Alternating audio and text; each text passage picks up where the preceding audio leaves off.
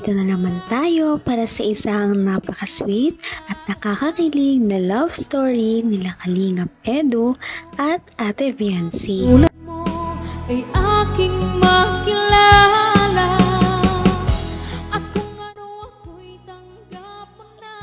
Para sa pagpapatuloy ng ating love story ay ngayon na ipag-uusapan natin ang pinaka nag-trending na video ng EDSI Love Team dahil dito ay nangyari ang unang pagsasabi ni Kalingap Edu na gusto niya na daw si Ate Viancy. Kaya naman ito na nga ang mga pangyayari dahil pagpunta doon ni Kalingap Edu ay pagod na pagod si Ate Viancy gawa ng kakapanganak lamang ng kanyang mama sa ospital at dito sinurprise siya ni Kalingap Edu ng mga bulaklak at cake dahil mansiri na ito ng kanilang love team at ito na nga ang nangyari sa pagbisita niya.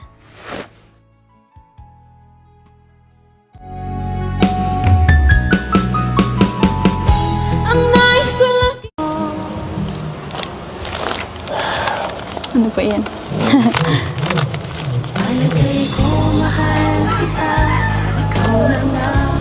Nahihirapan ako sabi. Dadalawang isip mo. Gusto kita. Ano po? Iyan? Wala. Ulitin. Sana sabi ko na kung gusto ko sabihin, kung di mo narinig, akala ka, nagbibingi-bingihan ka lang.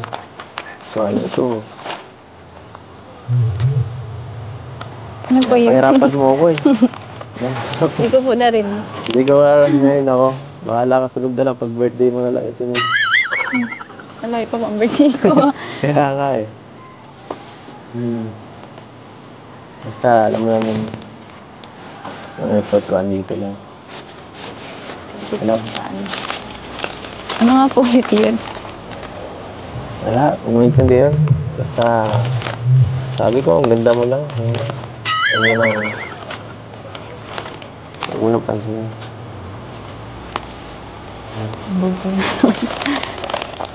Ang ilib na ko ang bola.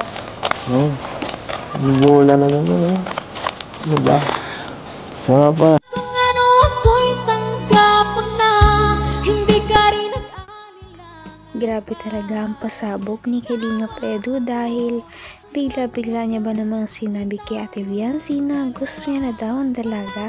Kaya naman hindi alam ni Ate Viancy kung ano yung gagawin niya o ikikilos niya dahil parang sobrang unexpected ng sinabi niya. Sama pa, kumusta yung pag-ano mo? Pag-miss mo dito, sa barangay? Ano ng balita? Hindi ko pa po alam kung kailan po talaga yung saktong date po ng Di mo alam? Hindi pa po sinasabi sa akin. Tama yan. Tama. Tama yan. Kasi, ano ko, hindi pwede sa akin eh. Ayoko mong, baka marami doon umi-extra, alam mo na. Mahirap na makomportable. Mahirap. Mahirap po. Mahirap yun sa aking sitwasyon, no? Na susubaran ako, baka overthink ako ng sobra. Hindi mo iniisip yung pangaramdam ko eh. Hindi mo iniisip yun. Alam mo yun. Baka ako mabaliw. Hindi, bakit po? Kakaisip. Alam mo yun. Basta. Ba't naman po kayo dami mababaliw? dong pulo ko eh. Mahirap Wala po kayong tiwala sa akin. May tiwala ako. Sa kanila wala. Okay? Ay, Ano po, ayaw niyo po ba ako sumali doon? hindi okay yun sa akin. Sumali ka lang doon. Naman ang bawat panaginip ko, ikaw lang ang Dito na rin makikita kung gaano ba talaga kalala ang paggugusto ni Kalingap Edu dahil kahit hindi pa sila ay parang binabakuran niya na si Ate Fiancé dahil gusto niyang masigurado na sa kanya lamang si Ate Fiancé magkakagusto at hindi na sa iba. Warningan lang kita dun sa mga possible na pwede mangyari. Diba? Pagka sa mga ganyang mga news, minsan may nagpapakita ng ng konting katawan, tapos nasayaw-sayaw pa. At syempre, sa akin medyo nakakaano lang. Ako, ayoko marami nakatingin sa'yo, no? Maliban sa akin. Natural po, basketball po. Kaya marami po makatingin. Yung mga naglalaro po. Wala. Hindi man po akong pati maano yung sayo po na masyado po yung simple lang po. Siyempre, center of attraction ka eh. Nasa gitna ka. Tapos ikaw pa yan. Ano magagawa ko? Ano magagawa ko dun? Wala, natalo na ako.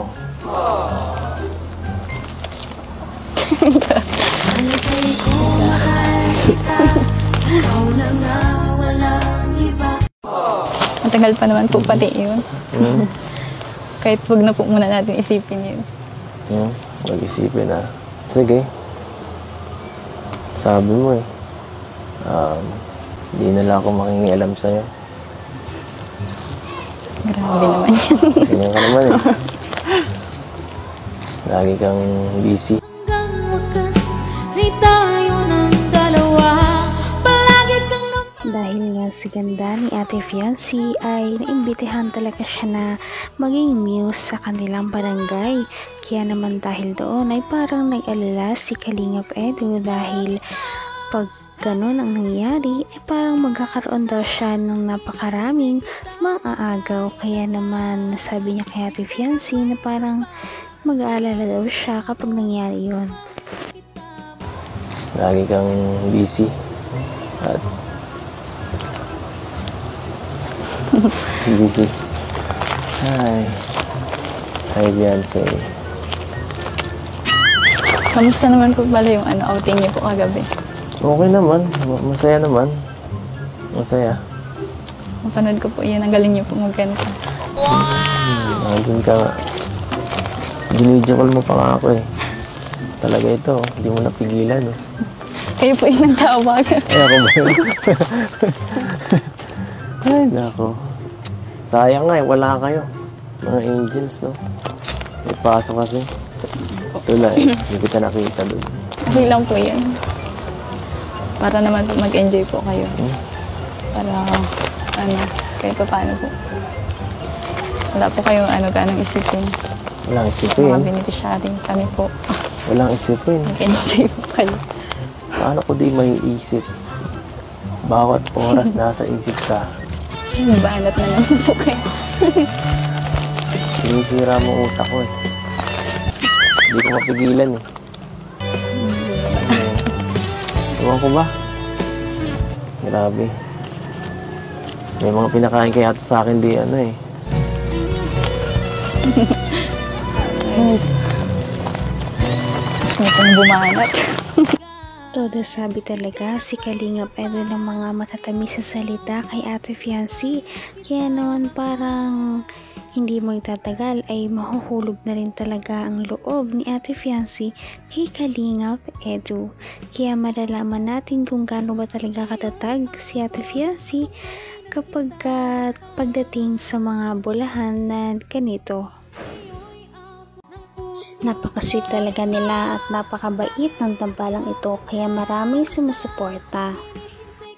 Kaya naman sana ipatuloy natin silang suportahan at mahalin si Fiancé, si Kalingap Edu at ang Kalingap team. Yun lamang at maraming salamat sa panonood. Abangan natin kung magkakatuluyan ba talaga si Kalingap Edu at Fiancé. Hanggang sa muli! Bye! ngayon'y abot